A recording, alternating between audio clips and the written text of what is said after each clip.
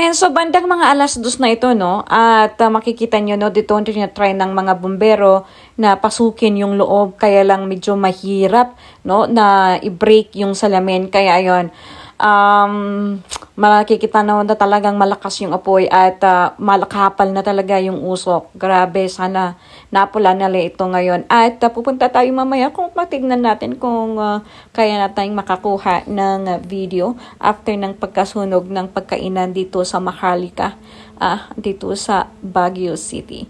Ayan, so makikita nyo, no? Ito, makapal ang usok na lumalabas. Ito po yung kuha ng babae na naka-live at galing nga sila sa night market kung saan sila nag-impake ng kanilang mga gamit. Grabe! Nakakatakot! Tingnan mo yung kapal ng usok. Oh no! Ang kapal ng usok. Grabe, grabe. Dito lang yun sa ano yan, sa pagkainan sa ano, sa Maharlika. Madaling araw pa naman.